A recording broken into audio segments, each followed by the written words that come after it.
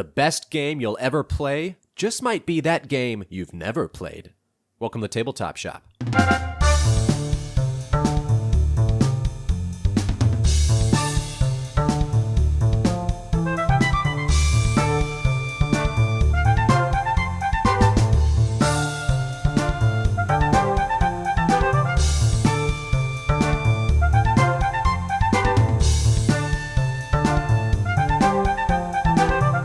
Hello and welcome back to the Tabletop Shop podcast. Enjoy it while it lasts. I'm one of your co-hosts, Nate Clark, and as always, seated across the country from me is your other co-host, Mr. Cody Pennington. As always, but this might be the last time that as always qualifies, dude. Bruh. You mean because you're moving, or you mean because we're stopping temporarily? You know what? Both are right. Both for sure. Are correct. Yeah. Yeah, last episode of the current chapter, and yes, Nate, I am getting over being sick. Thank you for making fun of me. I'm happy to have my voice. I can make it worse. I can pinch my nose. Oh yeah, I can do the whole episode like this. Yeah. All right, guys, here we go. Let's do this thing. I mean, call yourself just unlucky, but I'm guessing any longtime listeners would agree with me that you're the person that has an issue with this more than I do. That's because I have allergies, and that's probably not going to change after I move to Kentucky, because I've heard they have bad allergies, too. Everyone in Kentucky? Or you mean pollen? The region, not the people, dummy. You said they have bad allergies there. You mean allergens? Well, they as in, like, the state, right? Oh, man, Cody. All right, everybody. This is Video Game Donkey here. The graphics in this game are so great. You are not doing justice to his voice. He has a great voice. I was practicing earlier, and there was a video of Jack Black, and he name dropped Donkey. He said something about his kid watching Donkey, and he started watching him, and he thought it was funny. Pretty great, huh?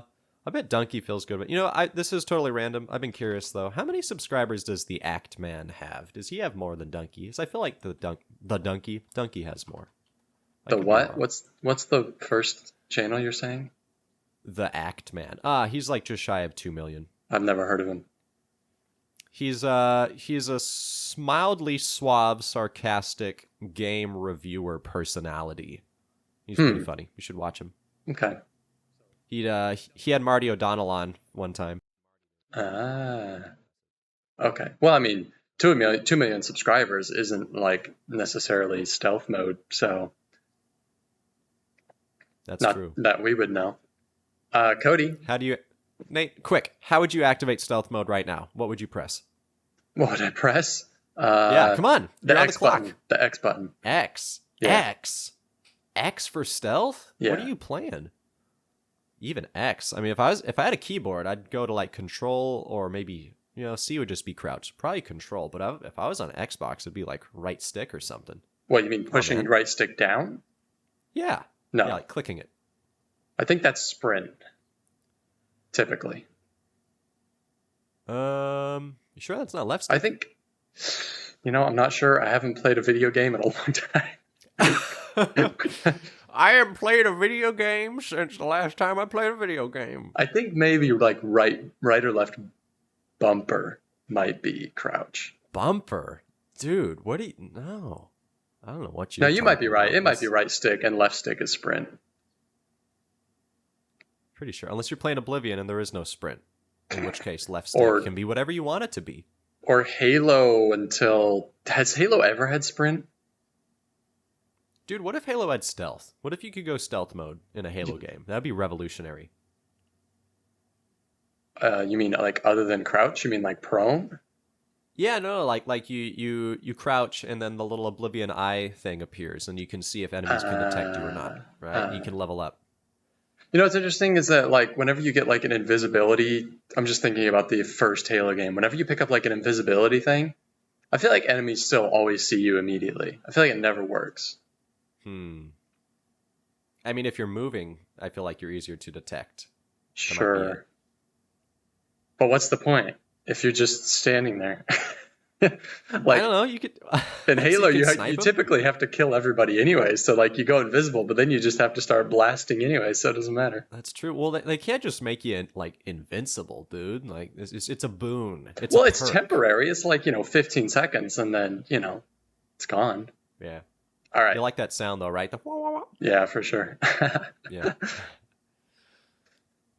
Cody, So yeah, it's good episode. All done. intro question for you. Okay. Why? I've been thinking a lot about this, and I just don't know. I don't have an answer for you, man. No, Cody, come on. Why? Okay, so if we're putting our cards on the table, here's the thing. So I don't like extension cords. Okay, like extension cords make it so much harder. Like you're gonna like trip over them. You have to have it plugged in somewhere. So the better way to go is just to get something that's battery powered. I don't think this should be that complicated. Like so if you're getting your new lawnmower, put some batteries in it or get a gas powered one. But then you have to go get gas. So that's why batteries are key. The thing that you run into is that the batteries can run out of juice, especially if you have a big lawn or the batteries aren't very big. So it can be helpful if you have multiple sets of battery packs so you can swap them out. That's my reasoning. Take it or leave it. Cody, You asked. Cody, what? See, here's the thing. Like, I know you're going to come at me with that, but that's just how it is. Wait. How? Huh. Well, I mean, there's Amazon. Like, what else? Amazon. It's not that complicated, dude. All right. Anyways, that's that segment over. Is that literally your intro question? Yeah, that was it. All right. Um, Okay, well, interesting. Very interesting. You didn't come at me with where or who or even when. I thought about trying to wrung the gag out longer, but I felt like it was losing steam, So Yeah, it was fun you're though. picking up on that, yeah, okay. Cody, I know it hasn't been that long since we recorded, but have you played anything new? Nope. I've been busy. Dude, I am packing the house and I am selling the things, so nope. Nice. So some of those things are yours, some of them aren't. Well, I mean, they're all mine. It's not like I stole them. I'm flipping them. Sure, they're not mine that I want to keep personally, but yeah, I see what you're saying. I just don't want the audience to get the wrong impression. Cody, since you're not going to get the spotlight here, I'm going to let you have it. I'm going to give you a prompt. Why are you playing the original Oblivion right now instead of remastered? Because I don't want to spend $50, and because it's it's vintage. It's OG to me. It's got that old vibe. I looked at the Oblivion remastered and it looks fine, but it just well, okay, it looks good. But Oblivion has a vibe, and when you remaster it and you take away the jankiness of it and you make it look all nice and pristine, you kind of lose that vibe. Mm-hmm. And I need the vibe. Okay, well, I'm glad. I mean, obviously you haven't played the remastered one, but I'm glad you're not trying to necessarily defend it as a better game, but you're like leaning into the nostalgia, like this is why, like the vibe, yeah. Yeah, it might be a bit elitist of me, perhaps, or I don't know. It's probably the opposite of elitist since it's a less polished game at this point. But it's just how it is. It's kind of elitist a little bit. I mean, it's not elitist if you're not looking down on other people for enjoying the remastered version. Yeah, then it's fine. Yeah. Feel free to enjoy the remastered, but for me personally, I'm going to keep it OG. Just don't bring it in my house. Yeah. Yeah. All right. What have you played? Not Oblivion. Okay. All right. Oblivion, the board game? Is that a thing? That's not a thing. It's not a thing. How do you know? Have you typed it into BGG? Well, here's the thing. It hasn't been that popular of a game for, let me check, 20 years. So I don't think it's happened. If it was going to happen, it would be within the next couple of years from the remaster, but I don't think we're going to see that. So. Okay. Board games wise, something I've played recently is Zapotec. Zapotec is a Fabio Lopiano. Am I saying that right? I think it's Fabio Lopiano. Yeah. That's not a real guy. This is a got a lot of area control elements, but not necessarily competitive. I guess it's more area control in the sense that you're trying to place things in certain parts of the board for contract fulfillment, kind of. But this game in general has a very Tzolk'in vibe to it, and mostly in just like the look and feel of the game.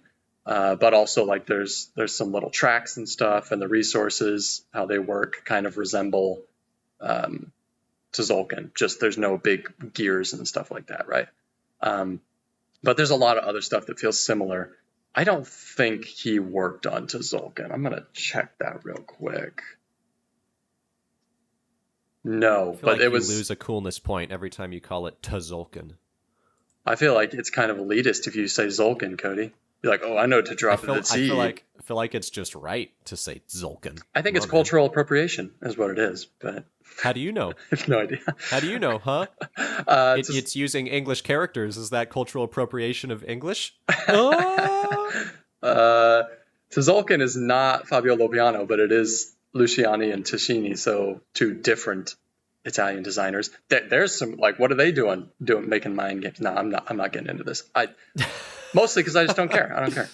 Anyways, yeah. Zapotec, fun game, reminiscent of Tzolk'in in a lot of ways, and good design. Cool story, bro. Well, then we better get on to our game of the week. The meat and potatoes of the podcast.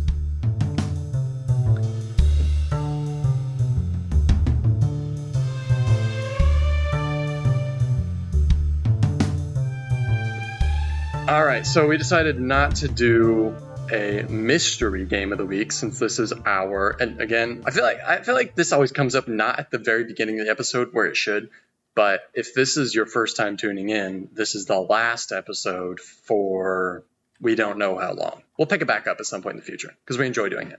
But we're going to take a pause for a while, and we will be doing our Gloomhaven Digital, not streams, but videos on YouTube. So you can keep following those. Those will still be coming out consistently. Normally we do a mystery game of the week. We decided not to for the final episode for now. And so we're gonna spotlight something that has come up back since the Way Brothers days. It's come up all the time. It's come up constantly. And not often in a positive light, but we decided, screw it. We're still going to make Era of Kingdoms the game of the week. Cody, what do you like about Era of Kingdoms? Nothing! What? So nothing? It's fine. Yeah. It's a game. This is not our game of the week. Psych! It's actually Lord of the Rings Fellowship of the Ring deck builder. Another game that has been consistently trashed on our podcast. But we've never actually reviewed, right? We've never actually reviewed, and it's finally going to get its moment in the spotlight, and the chips are finally going to be down, and we're going to see where we fall, Cody, on Lord of the Rings Fellowship of the Ring deck builder. The chips are going to be down. I don't know if that was an appropriate use of that phrase. When all the chips are down, we'll see if it's a good game or not. Doesn't when the chips are down just mean you're not doing so great? No, I don't think so. I think that means you're losing. I think when the chips are down. I think that's it's like everyone makes a bet, right, in poker. So then all the chips are down. That means nothing else can happen. All the information's out there. What's the result? Nah. According to Google, it's when a very serious and difficult situation arises. That's when the chips are down. Huh. What did I say? Didn't I say see where the chips fall? Is that a thing? Where the chips fall? I think that's a thing. Getting our chips, got the chips off our shoulder, and when they fall, when they're down. There's a lot of chip analogies, man. There are too a lot many, of chip probably. Analogies, dude. Too many chip analogies. Cody. Chip and Dale, chip in.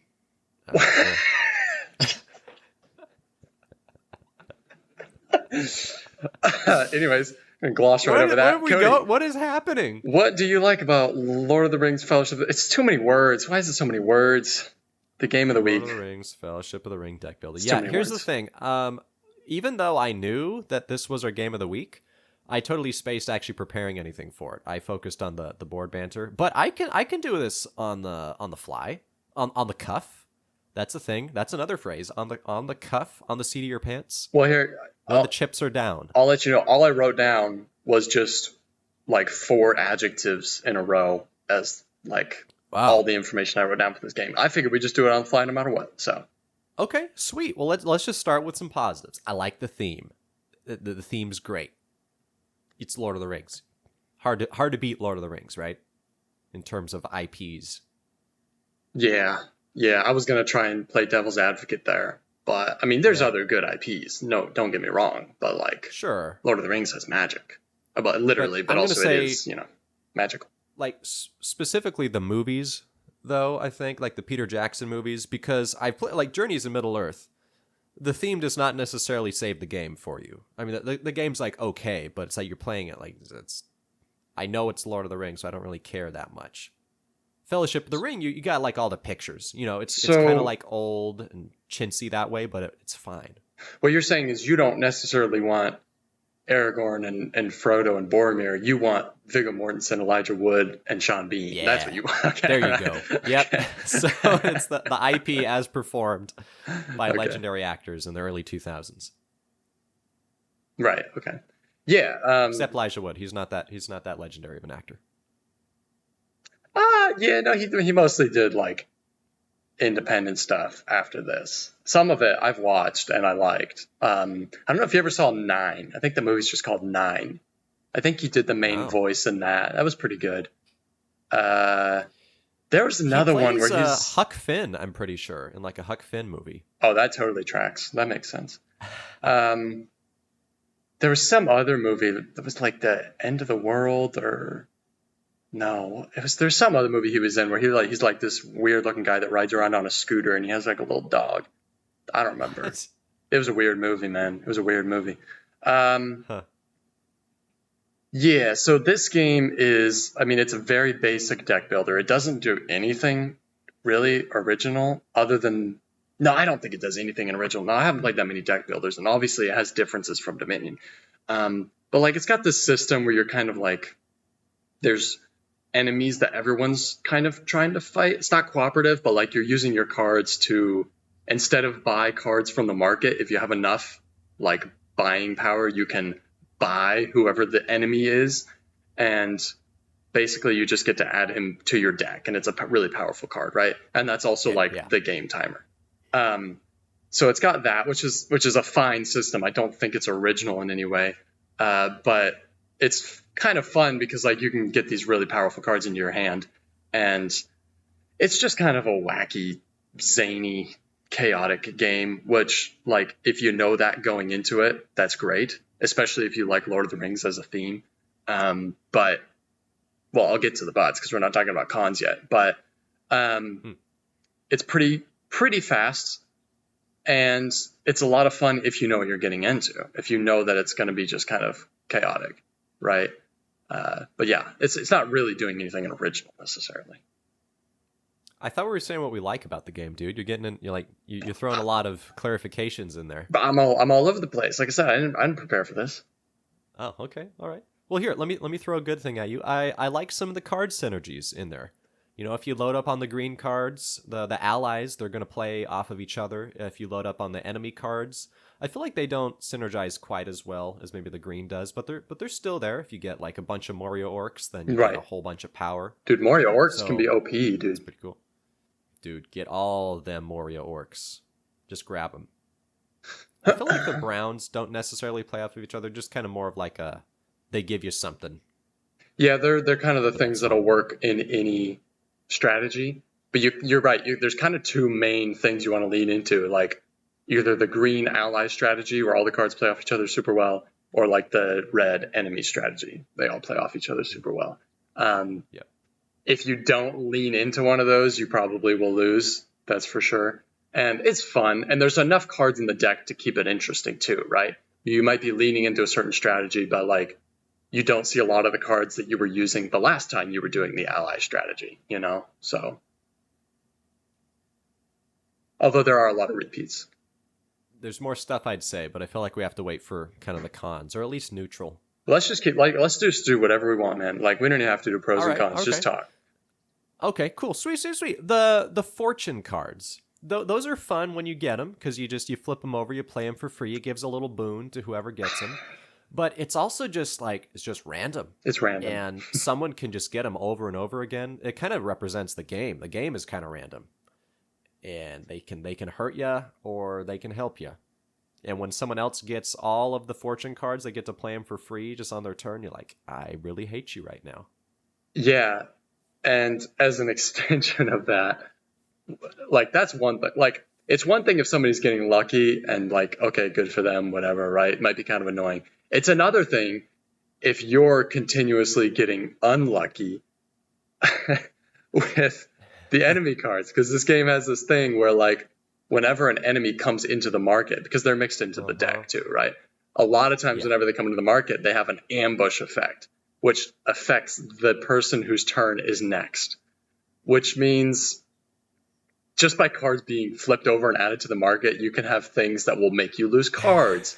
I don't remember what all the negative effects are, but like taking corruption, which is like the curses kind of the game. Just random negative effects. And it has this weird thing where it's like, that means as someone who's buying cards, one strategy is just on your turn to buy as many cards from the main market as possible, just because it increases the likelihood of the other person getting ambushed. Because you can get ambushed on multiple cards too, right? So. Oh yeah. Yeah, I do like how the ambushes work for the group ambushes when a new enemy card gets flipped over. Yeah. That's it's not something you see very often in a deck builder concept. It's a cool concept, but some of them are so stupid. Like there's literally the worst one, the one I never play with. They suck for sure. No. The one I never play with. It's one of the worst cards in any game I've ever seen. I think it's Lurtz, like the impossible version of the Lurtz arch enemy. When you flip him over, his group ambush is like everyone has to say even or odd, and then they flip the top card of their deck, and if the cost is not like what they said, even or odd, you lose. They just lose. They're out of the game. Hey, dude, it's called impossible mode for a reason. Like, yeah. No, but like all the arch enemies have their impossible mode that you can play with, and some of them are just stupid, and you don't put them in because even for this game, it's too stupid, like that one. And some of them are fun; they're just harder, right? But yeah.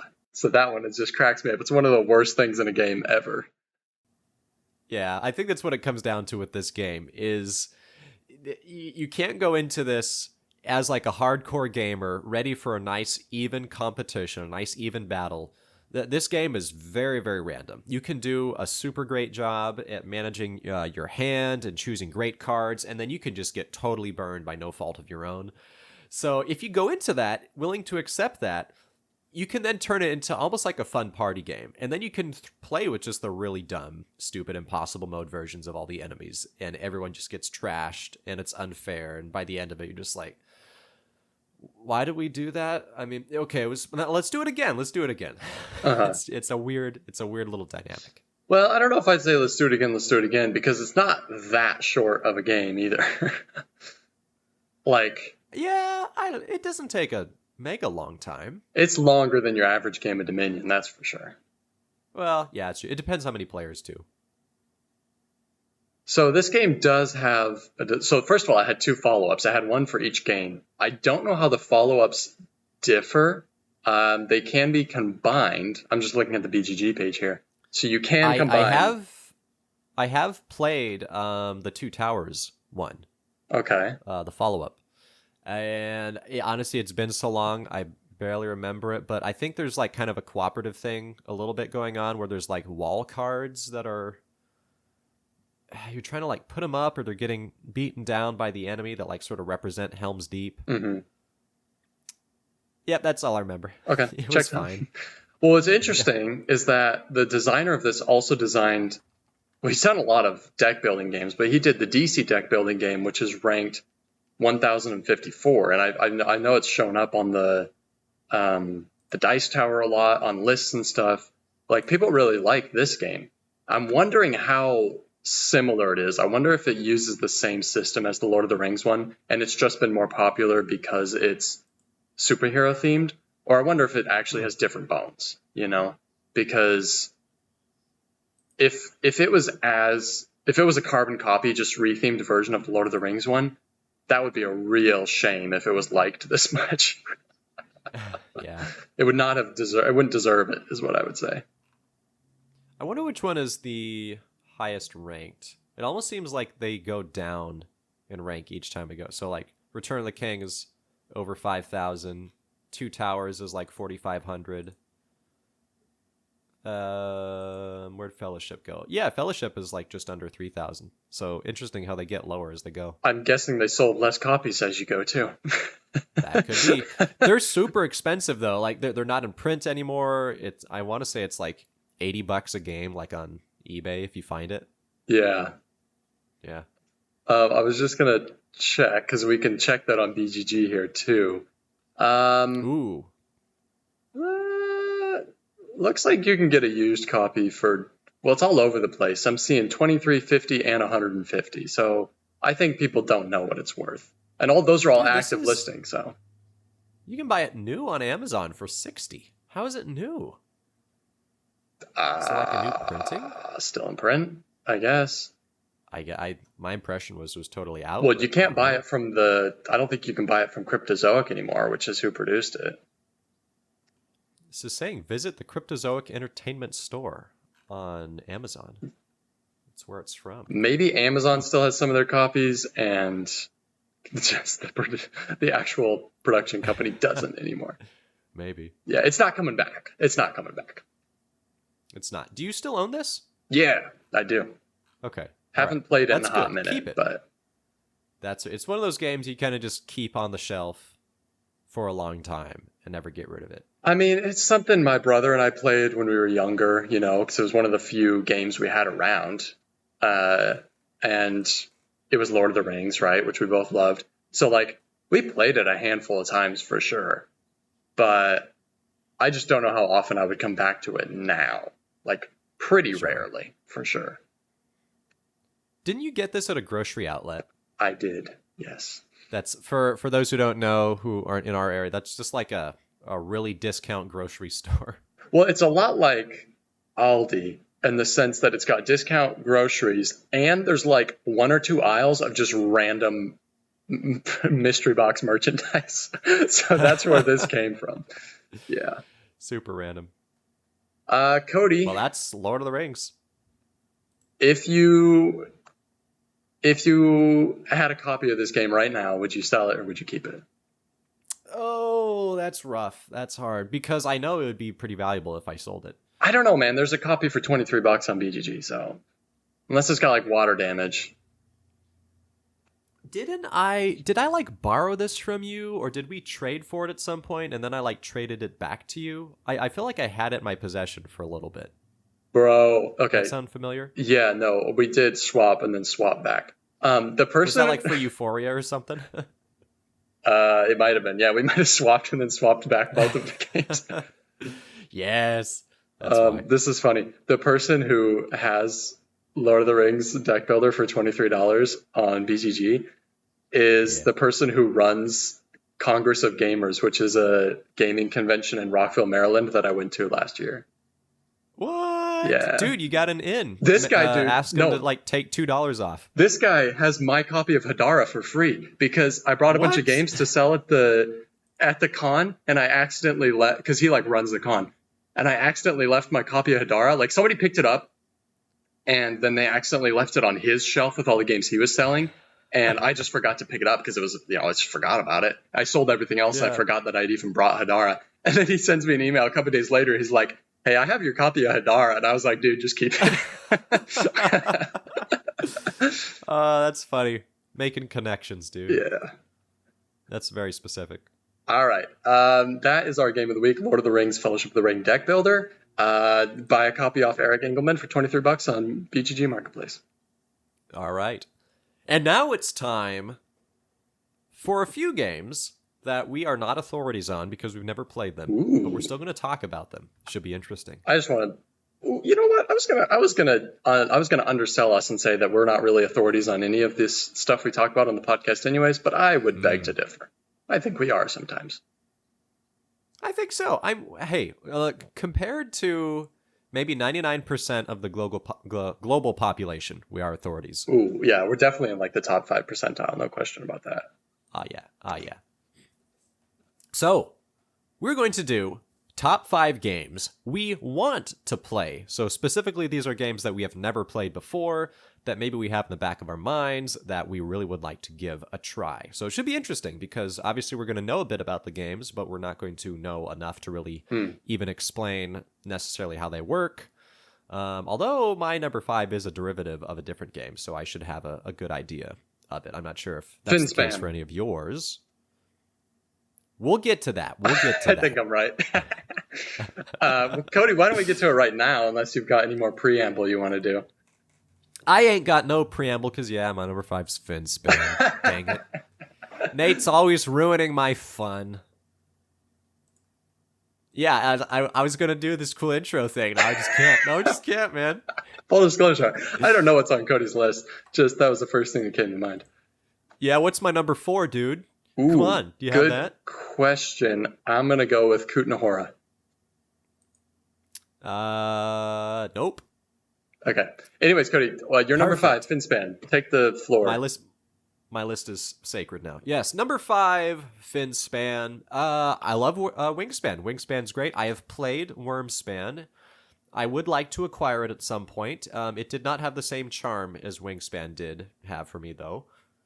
And so I'm curious, like, what they did different in Finspan. I really have not looked into it very much. Mm-hmm. It seems kind of cheeky that they're trying to get a whole line of games out of this. So I'm a little bit cautious, but at the same time, like, if they get another one out, like, Stonemaier Games puts out good games. Like, I'm assuming that this has passed the review process. There's probably some different things about it, maybe a different vibe. Maybe they took a different approach. And because of that, I want to give it a try. And I'm looking at it, and it looks like a vertical board instead of horizontal, which is different. They changed the orientation. Revolutionary. Oh man, this is like when they had the iPhone 5C, and they're like, now it's in different colors. It's different. Dude, legendary.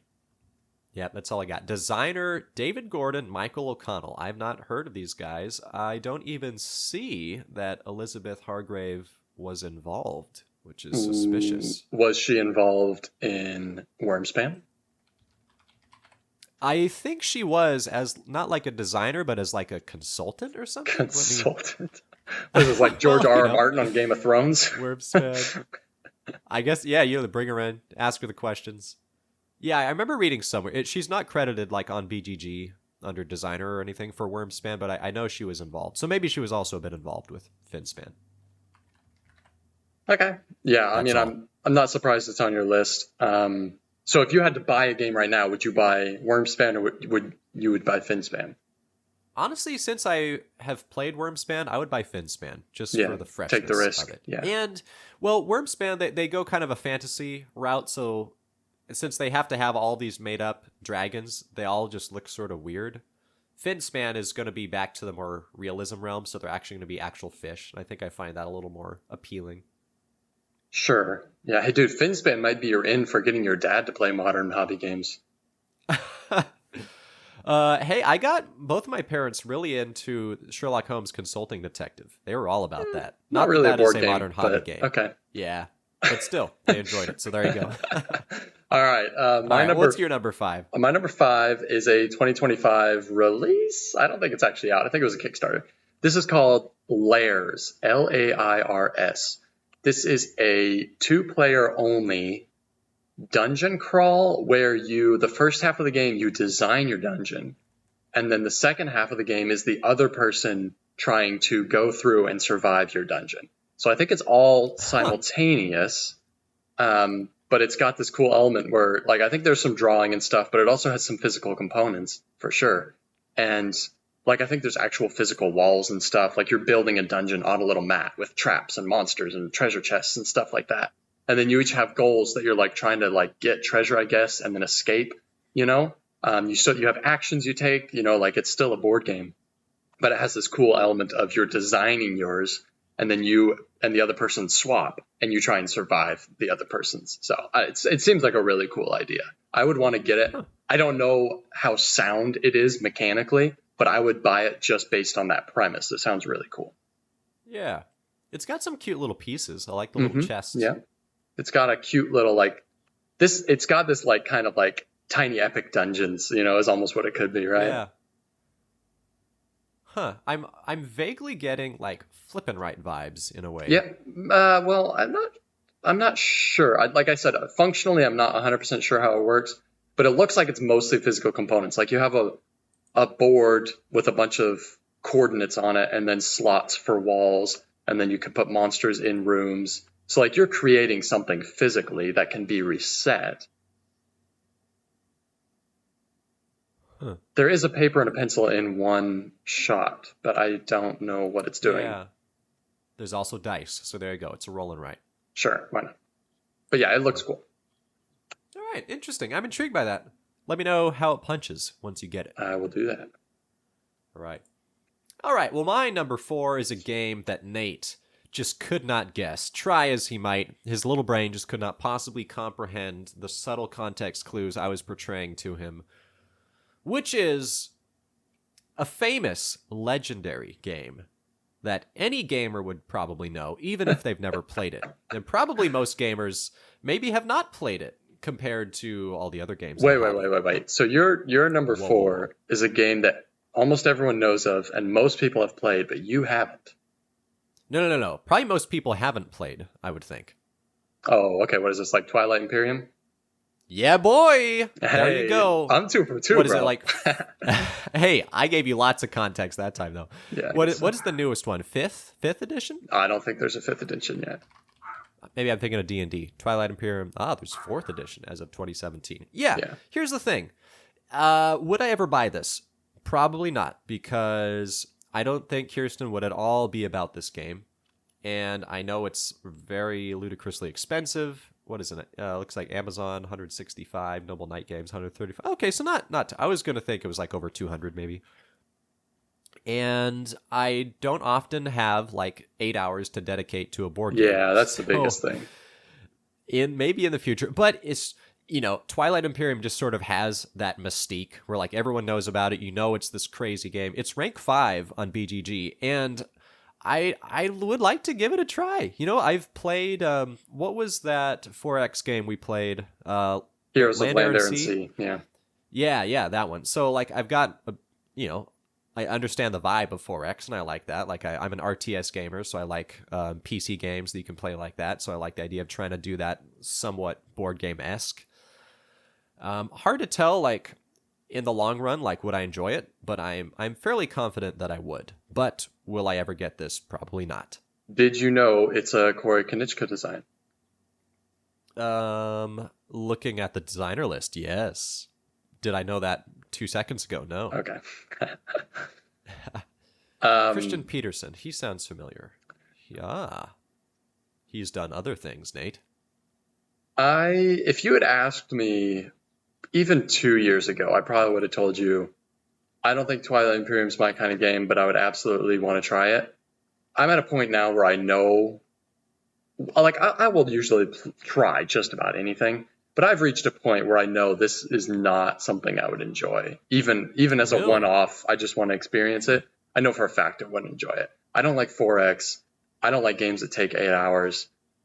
And on top of all that, I'm going to be playing it with people who know how to play, almost certainly. So either they have to sandbag or I'm going to get pummeled. Those are really the only 2 options. So like if you're playing it, you're really not only playing it just to play it once, but you're playing it to learn how, to then play it a few times so you can actually be competitive. I'm really not in it for that. So and what you just described there is probably like 3 months of your life. Yeah, right. Exactly. Like, yeah. So, yeah. Like I said, I'm not elitist about like, oh, I only play these kind of games. I know what I like. I'm not interested. Like, no, I'm not that kind of person. Like, you bring a game to game night. Sure, I'll play it. Whatever. I don't care. I'll play anything. Just not quite anything. Almost anything. Mm-hmm. Yeah. Mm-hmm. Yeah. I don't know. I feel a little bit different. I do enjoy this sort of game. Not that I barely played any of them, but I know from playing computer games that I enjoy this concept. And so, yeah, cool. I'll give it a try. My number 4, I know not that much about, but it's one of these games that, like, from the moment I saw it, I was like, oh, I gotta research this. And then researching it, the theme, like, first it was the look that brought me in, and then the look got me to the theme. And the theme, I was like, wow, this is a super cool theme for a board game. Mechanically, I don't know how sound it is. It's rated very highly. This is Cerebria, The Inside World from 2018. This is a game about, it's a 1v1 or a 2v2 game of controlling emotions. So one side plays the negative emotions, the other side plays the positive emotions. And you're vying for control over, I guess, a person. I'm not sure if it's a person or if it's like a little bit more abstract than that, if it's just like a world or something. But it seems pretty complex. It's got card play. I think it centers mostly around area control. And there's a lot of different actions you can take, and those actions can be upgraded, which is pretty cool. And I don't know, it just looks really, really cool. Like, the look is fantastic. The theme is really interesting. And I'm not a sucker for area control games, but this one, I don't think it's like a war game necessarily.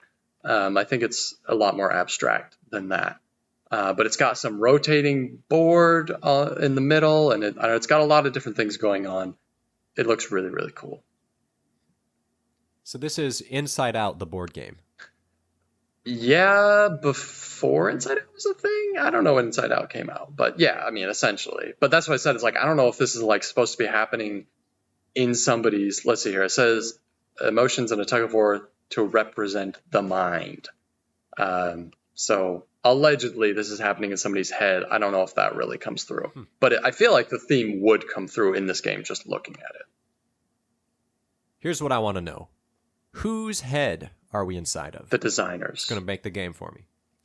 Interesting. That's trippy. That's really trippy. Ooh, this designer is also credited. Well, one of them. I'm looking at Richard Amann. He is also credited for Anachrony, Tricarion. Oh. I mean, that's a resume, man. Interesting.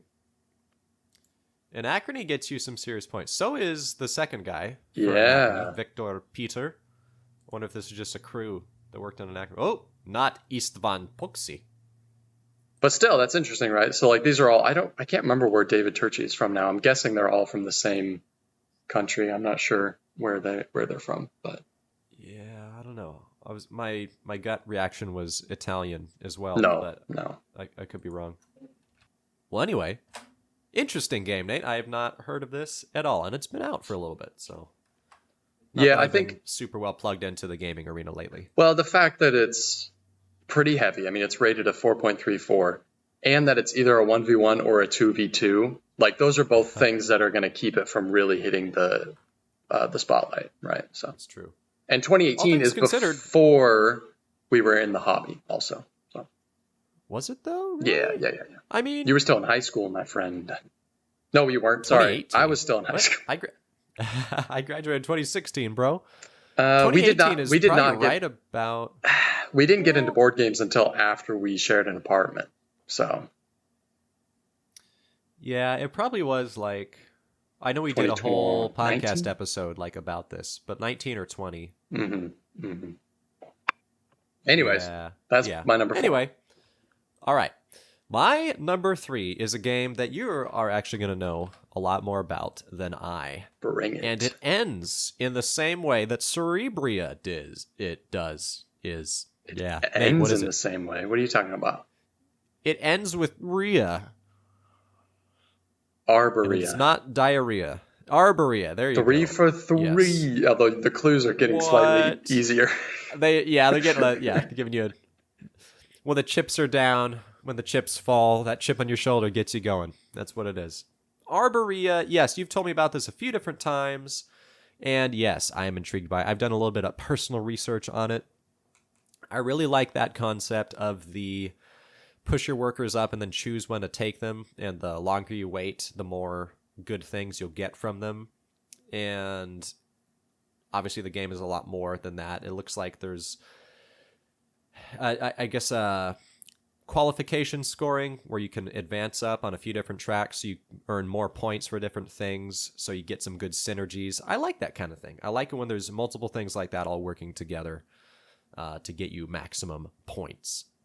And the theme is very different. The artist probably had a grand old time concepting all of this stuff because it's a little bit trippy. For sure. And because of that reason, I wonder if Kirsten will be mildly disturbed by it because she doesn't really like that kind of thing. But I have ran this by her, and she seems willing to give it a shot. So Arborea hitting at number 3. I won't go a whole bunch into it because Nate knows a lot more than I have, and we've already talked about it a bit on the show. But I would like to get this pretty soon. Yeah, I think you would love it. I don't think Kirsten will. So... Well, Tread. I don't know. It just doesn't seem like her kind of, like, she likes complex games, but this one might be a little too involved where you're like juggling a lot of things at the same time. And I don't know if that's her speed, but you know her a lot better than I do. Obviously. I hope so. So yeah. Yeah, it's hard to tell. This probably is a bit more than what she would appreciate, but her favorite game is Brass, which is out of the blue, so it can be kind of random sometimes. Sure, right. Yeah. Well, I mean, fantastic choice. What can I say, Cody?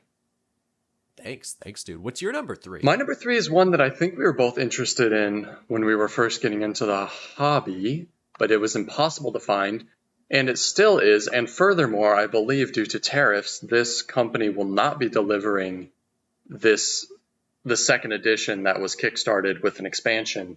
I believe, if I'm not mistaken, backers will not be receiving their copy of Coloma.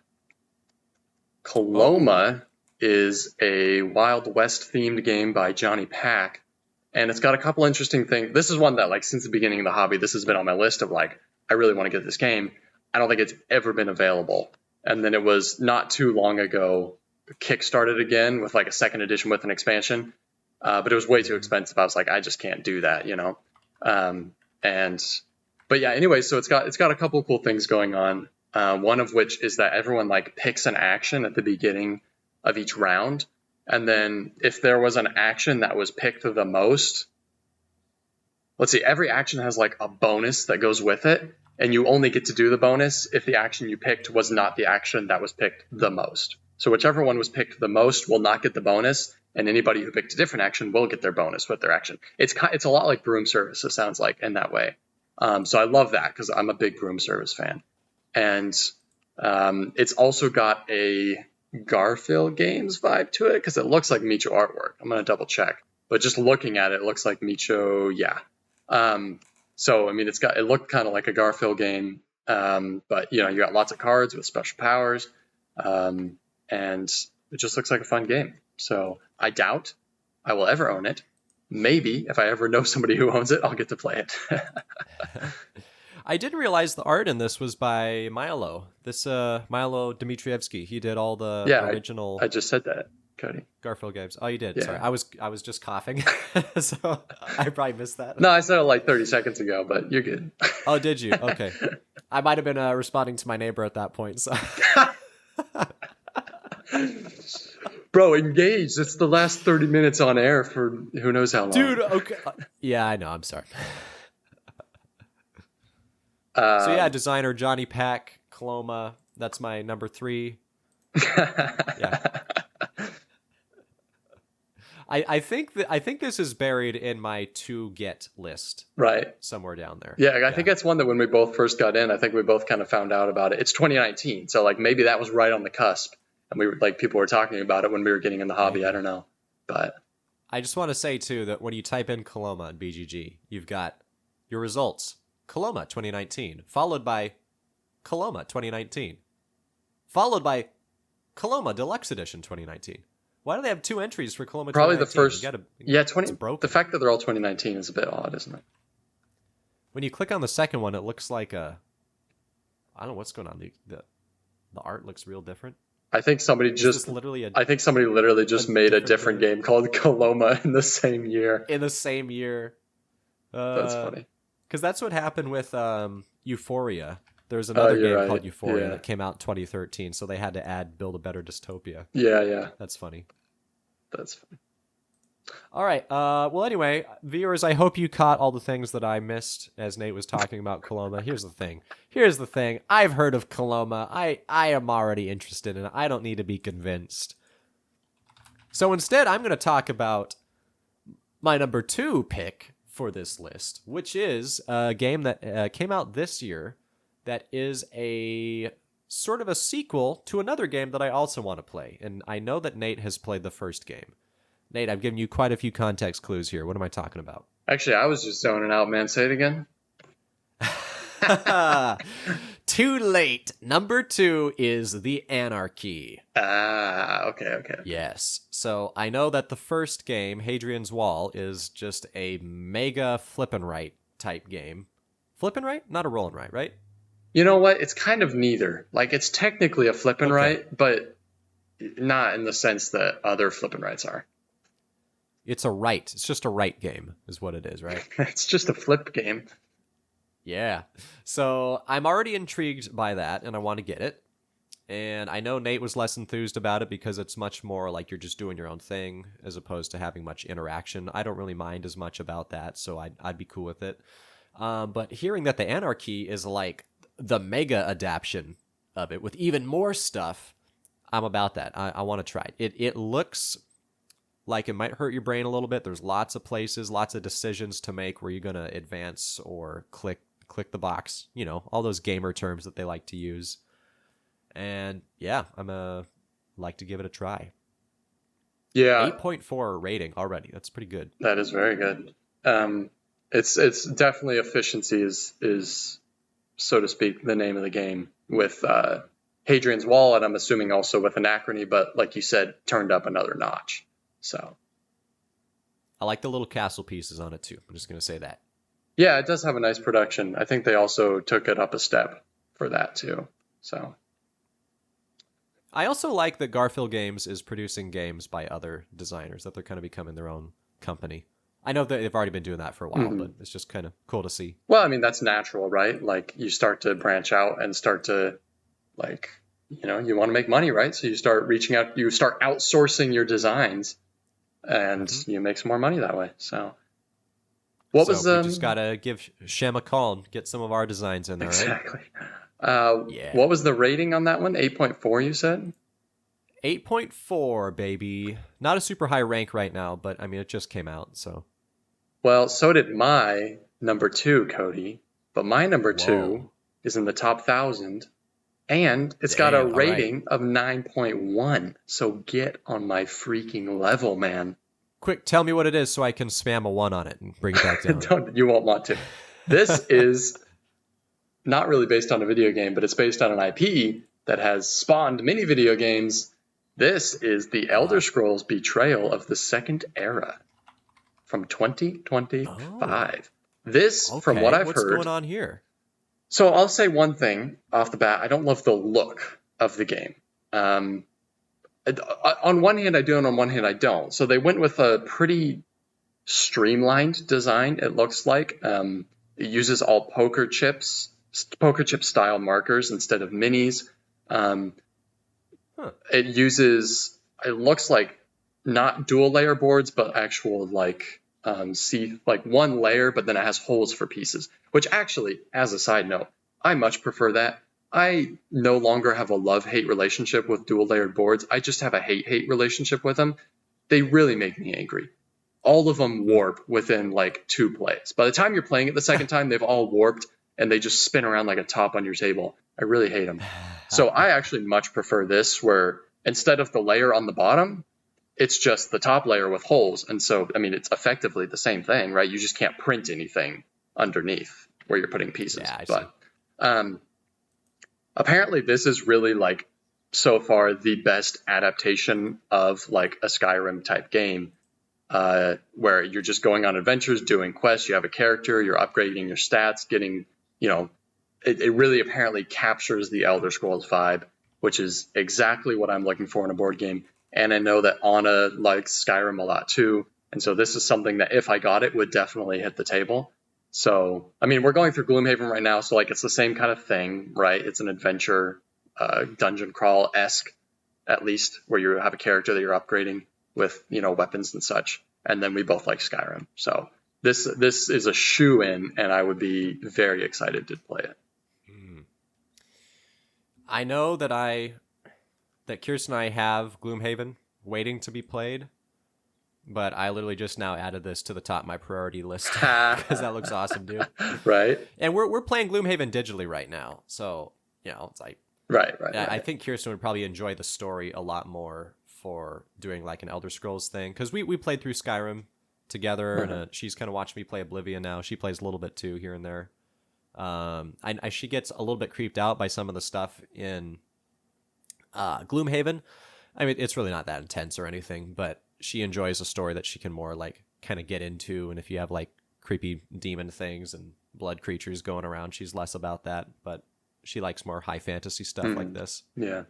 So that looks awesome. It does look awesome, man. And I'm sure there's buckets and buckets of content, even without getting, I'm assuming there's expansions, even without getting expansions. Can be yours for just $500 on the secondhand market. It's about two. It looks like it runs 200 right now. Oh, I said on the secondhand market. I'm guessing that's like a blinged out super edition. But yeah, it looks like it runs you about 200 retail. So, ooh, dang it! There's a listing on eBay for like 175, and it just sold. So there you go. Like literally I also just got now. 2 orders, dude. What did I get? Ooh, I just sold some 40K stuff. Nice. Anybody want to buy some Warhammer 40K medis? Go to my eBay shop, RuiQuest Flips on eBay. I'll sell you some stuff. And I'll package it really well. Cody's addicted to 40K, but not in the traditional sense. I'm addicted to buying it so I can sell it and make lots of money so that I don't have to go to a regular job. Yeah, baby! Well, best of luck with that, Cody. What's your number one? All right, my number one is a game that I have talked about plenty, that I don't know how excited about it you are necessarily. And dang it, it's only in German right now, which Nate and I can play, but Quacks I can't. of Quedlinburg Duel. Yeah, or just Quacks Duel if you want to be like Duel. that. Das Duel is a game. As soon as I heard that it was a thing, I became very excited about, because Kirsten and I both love Quacks.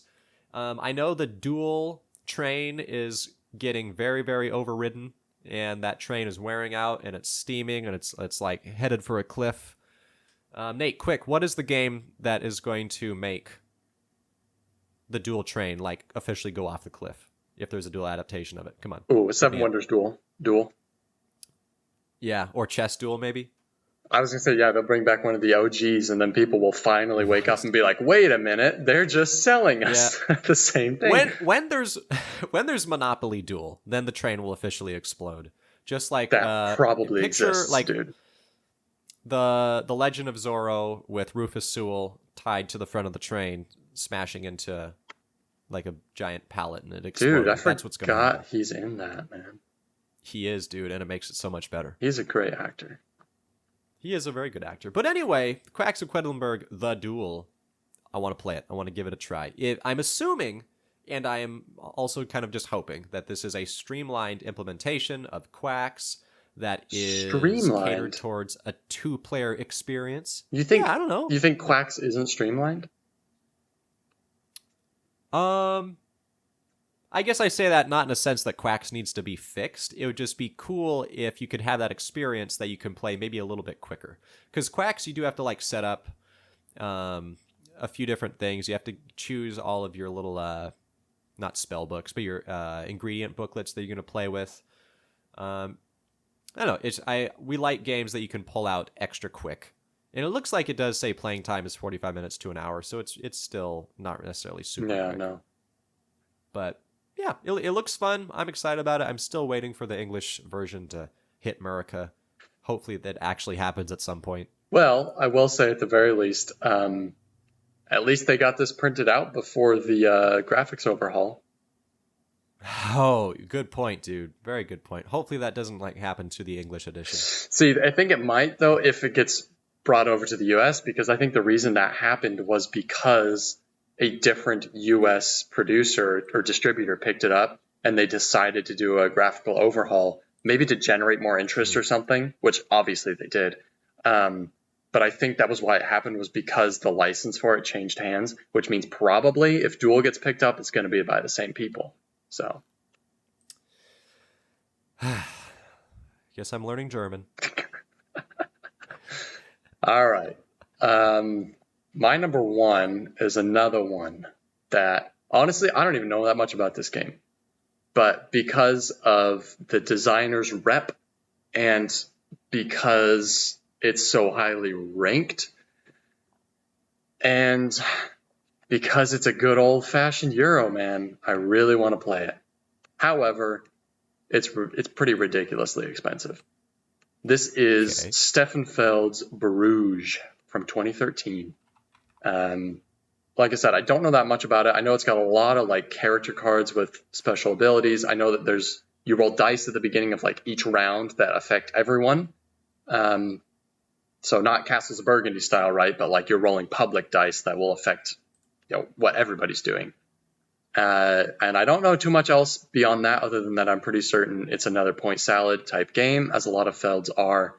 But I think I'm just starting to I really enjoy an old-fashioned, and this is only 2013, but like an old-fashioned clean Euro are some of my favorite games, man. Like I love a good overproduced, super in-depth, super complicated Euro game.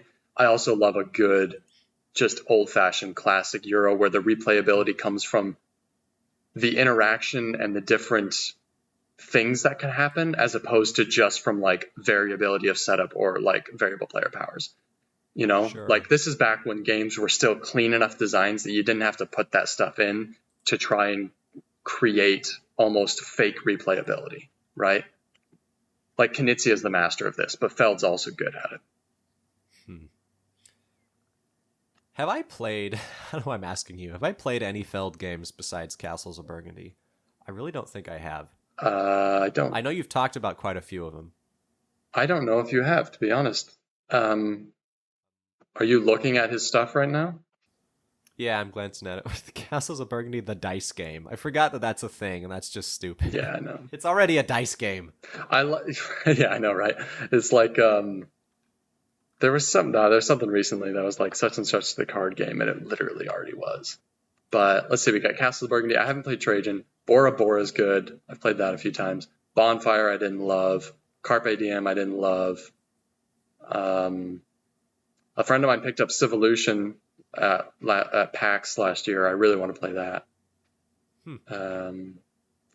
He had his fingers in La Granja Deluxe Master Set. No way. Really? La Granja, I've only played one Stefan Feld game again, but La Granja feels like a Stefan Feld game. Yeah, for sure. Definitely looks like one. That's Andreas Odendahl. I'm wondering if he was he must have been part of the master set, but it's cool that they got Feld in there as well. Stefan Feld looks like Piotr Muziel. Ah, yeah. The composer? Yeah. Yeah. You looking at the picture of him? Bro, I'll tell you what, he looks real German. No blonde hair, though, because he's bald. What? I'm sorry. That does it, Cody. So here's the thing. At some point, we'll come back to the podcast, and I believe our follow-up, our episode 61, has to be, did we play any of these? Right? Ooh, I like that. I mean, Twilight Imperium is definitely not going to be on the list. I'm reasonably confident about the rest of mine, though. Let's see here. Bruges, not going to happen unless I know somebody who owns it. Elder Scrolls, not going to happen. It's $200. Coloma, not going to happen unless I know somebody who owns it. Cerebria, maybe. Cerebria is actually like, you can get it for a decent price. I just don't know if I will or not. Layers, I have no idea. It probably won't be commercially available for another year. So. All right. Well, it looks like I shot less high and was realistic. So I will actually have all my dreams come true. We will find out when we check back in. All right. And remember, we'll be back.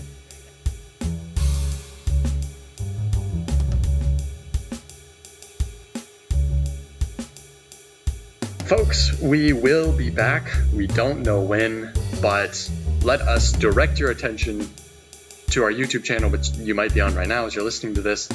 Go check out our Gloomhaven videos. If you're here for the personalities and not for the content, then go check out our Gloomhaven Digital videos where we crawl through the dungeons and try not to lose. And we're going to go record episode 3 right now.